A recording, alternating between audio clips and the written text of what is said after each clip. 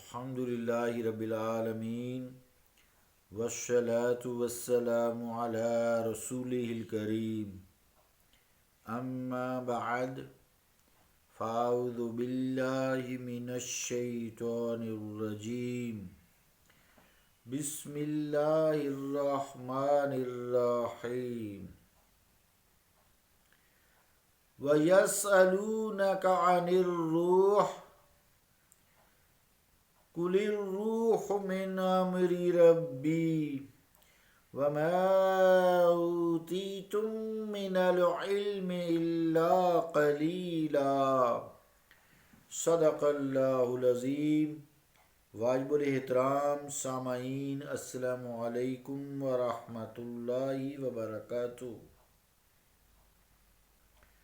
آیت کریمہ جو تلاوت کرنے کی سعادت حاصل ہوئی ہے، اس کا ترجمہ یوں ہے، اور وہ آپ سے روح کے متعلق سوال کرتے ہیں، آپ فرما دیجئے کہ روح میرے رب کا امر ہے، اور جو اس میں سے تمہیں عطا کیا گیا ہے وہ بہت تھوڑا ہے۔ اللہ کا قول سچا ہے جو بڑی ہی عظمت والا ہے۔ عزیزان گرامی قدر، حضرت انسان کی زندگی میں اس کے جسم اور روح کے متعلق تحقیق شروع ہی سے جاری ہے۔ جسم کو تو سائنٹیفک دور نے کافی حد تک ڈائسیکشن کر کے، چیر پھاڑ کر کے، دوسری مشینوں کے ذریعے، الٹراساؤنڈ کے ذریعے، الٹراسونک ریز کے ذریعے، C T scan, M R I وغیرہ جتنے بھی آپ دیکھتے ہیں، یا بلڈ ٹیسٹ ہوتے ہیں، ایکس ریز ہوتے ہیں، کافی حد تک سٹڈی کیا ہے، لیکن سائنس جو ہے ابھی تک روح کے متعلق جاننے سے قاصر رہی ہے۔ یہ صرف صوفیہ کرام نے اس کے بارے میں تحقیق کی ہے، جیسا کہ ہم نے 10 تشریحات کی تھی۔ حضرت سید محی الدین ویلوری قادری المعروف ہیں، یہ سے آپ کا نام جو صحیح ہے وہ سید عبداللطیف رحمۃ اللہ علیہ ہے۔ تو سائنس تو اس سے بالکل ہی محروم ہے کہ اس کی ماہیت کیا ہے، فلاں کیا ہے۔ تو اس زمانے میں بھی رسول کریم علیہ الصلوۃ والسلام سے لوگ سوال پوچھا کرتے تھے کہ یہ روح جو نکل جاتی ہے جسم سے اور جسم مردہ ہو جاتا ہے، تو یہ اس طرح کے سوال، یہ کیا ہے، کیسی ہے، اس کی کیفیت کیا ہے، اس کی شکل و صورت، اس طرح کے سوال پوچھتے تھے۔ تو ایسے سوالات اس وقت سطحی ذہن، جن کے ذہن کمزور ہوتے تھے، وہ پوچھتے تھے۔ آج کل تو خیر سطحی ذہن بہت زیادہ ہو گئے ہیں نا، حد سے زیادہ ہو گئے ہیں۔ جتنا پڑھتے جاتے ہیں سائنس، اتنا ان کا ذہن جو ہے نا کم ہوتا جاتا ہے۔ اتفاق کی بات یہ، چونکہ وہ معاش کے لیے تو تعلیم ٹھیک ہے، لیکن اللہ تعالیٰ کے قرب کے لیے اپنے آپ کو سمجھنا ضروری ہے۔ اور اس میں فرمایا کہ من عرف نفسہ فقد عرف ربہ، حدیث پاک ہے کہ جس نے اپنے نفس کو پہچان لیا اس نے اپنے رب کو پہچان لیا۔ تو یہ لوگ فہم و دانش سے ماورا ہوتے تھے، ان کو کوئی اتنی عقل فہم نہیں ہوتی تھی، تو یہ نبی مکرم صلی اللہ تعالیٰ علیہ وآلہ وسلم کے ساتھ ایسے مسائل میں الجھتے تھے، پھر ایسی باتیں پوچھتے تھے جو ان کے فہم و ادراک دانش سے اوپر ہوتی تھیں۔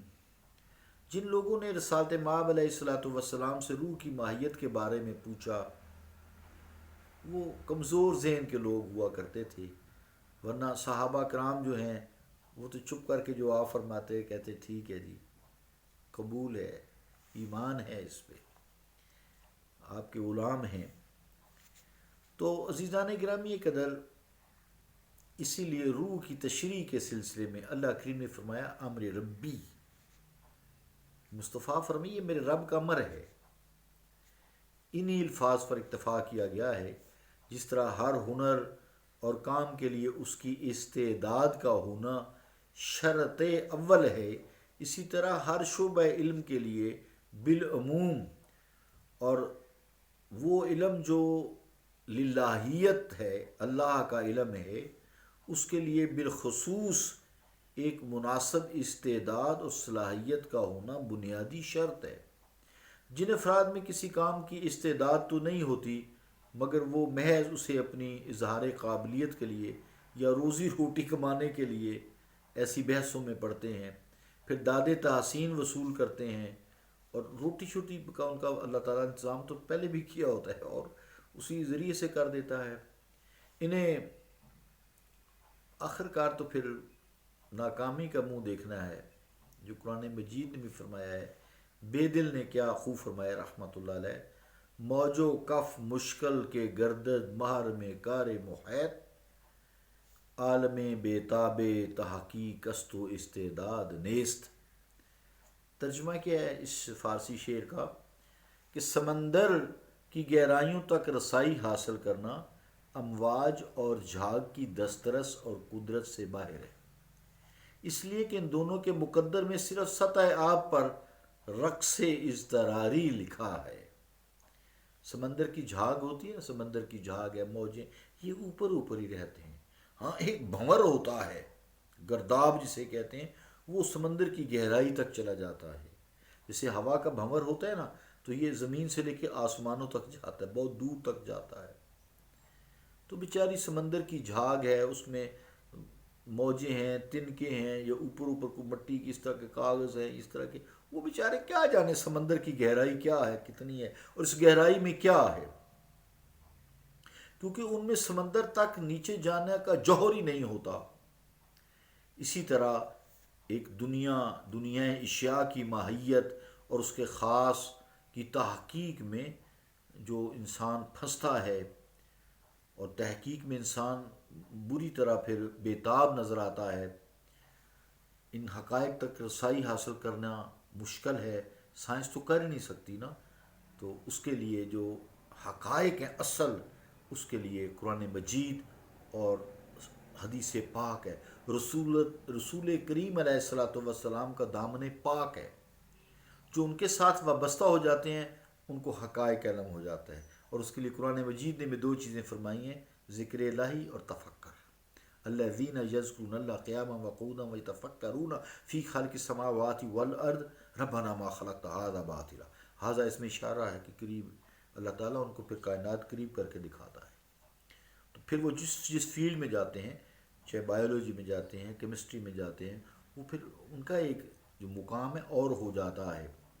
اب عزیزان گرامی قدر، اس کا مطلب یہ ہرگز نہیں ہے کہ انسان سابقہ تحقیق ہی پر قناعت کر لے اور ہاتھ پر ہاتھ رکھ کر بیٹھ جائے، جیسا کہ آج مسلمز ہو گئے ہیں کہ جو کافر تحقیق کر دیتا ہے اسی پہ بس بیٹھ جاتے ہیں، جی وہی حق ہے۔ کیسے حق ہے؟ How is it possible? آپ خود تحقیق کریں، آپ خود انگریزی سیکھیں، دوسری زبانیں سیکھیں، پھر ان کو لکھا ہوا ان کا پڑھیں، جانچیں، پرکھیں، پھر اس کو دیکھیں کہ قرآن مجید نے کیا فرمایا ہے، مصطفیٰ کریم علیہ الصلوۃ والسلام نے کیا فرمایا ہے، جن کو اللہ تعالیٰ نے ہر قسم کا علم عطا فرمایا ہے۔ وَعَلَّمَكَ مَا لَمْ تَكُنْ تَعْلَمُ، اے مصطفیٰ ہم نے آپ کو ہر وہ چیز سکھا دی ہے، علم سکھا دی ہے جو آپ نہیں جانتے تھے۔ وَكَانَ فَضْلُ اللَّهِ عَلَيْكَ عَظِيمًا، اور آپ پر اللہ تعالیٰ کا فضل عظیم ہے۔ عزیزان گرامی کہتے ہیں تحقیق ضروری ہے۔ اب جیسے کوئی بھی ہو، جیسے میں ڈاکٹر ہوں، جو یورپ کہتا ہے ہم چپ کر کے مان لیتے ہیں، کچھ عرصے بعد کہتا ہے جی یہ غلط تھا، تو ہم کہتے ہیں ہاں جی ٹھیک ہے غلط ہے۔ بھئی کیا ہو گیا ہے؟ خود تحقیق کرو۔ پہلے مصطفیٰ کریم علیہ الصلوۃ والسلام کا جو علم اللہ نے عطا کی ہے، قرآن مجید ہے اور احادیث مبارکیں، اس کو اسٹڈی کرو، پھر اس کی روشنی میں آگے چلو۔ تو عزیزان گرامی قدر، انسان کو چاہیے کہ جتنی بھی چیزیں ہیں، تاکہ وہ بلند سے بلند، یہ دنیا تو فانی ہے نا، بلند سے بلند مقام پانے کے لیے انسان اللہ تعالیٰ کا جو علم ہے، اس کا سارا علم اللہ ہی کا ہے، چاہے وہ آپ کیمسٹری پڑھیں، بایولوجی پڑھیں، سب اللہ تعالیٰ ہی کا علم ہے، اللہ تعالیٰ کی بنائی چیزیں ہیں ساری۔ تو اس میں پھر اللہ تعالیٰ قرآن مجید میں فرماتا ہے یرفع اللہ الذین آمنوا منکم والذین اوتوا العلم درجات، درجات بڑھتے ہیں کہ اللہ تعالیٰ ان کے درجات جو تم میں سے ایمان لیا اور جن کو علم دیا گیا بلند فرما دے گا. تم علم حاصل کرو گے لیکن دیتا وہی ہے، اس میں کوئی شک شبے والی بات نہیں ہے. اللہ تعالیٰ ہمیں تحقیق کی توفیق عطا فرمائے. تو انشاءاللہ تعالیٰ اس چیپٹر کو ہم نے کافی حد تک کیا ہے. کل انشاءاللہ ہم کریں گے کہ یہ جو تصوف ہے اس میں عرفان دلیل جو ہے، ادعائے عرفان دلیل بے خبری کیا ہے. تو انشاءاللہ تعالیٰ اس پہ تو پوری دسترس کو انسان حاصل نہیں کر سکتا، لیکن بات چلائیں گے ابھی انشاءاللہ. اللہ تعالیٰ ہم پہ رحم فرمائے، کرم فرمائے اور اپنا عرفان نصیب فرمائے، اپنا قرب نصیب فرمائے اور یہ ہماری دنیا اور آخرت بہتر کرے. ربنا آتینا فی الدنیا حسنۃ وفی الآخرۃ حسنۃ وقنا عذاب النار وادخلنا الجنۃ مع الابرار یا عزیز یا غفار یا رب العالمین. صلی اللہ تعالیٰ علی رسول خیر خلقہ محمد وعلی آلہ واصحابہ اجمعین برحمتک یا ارحم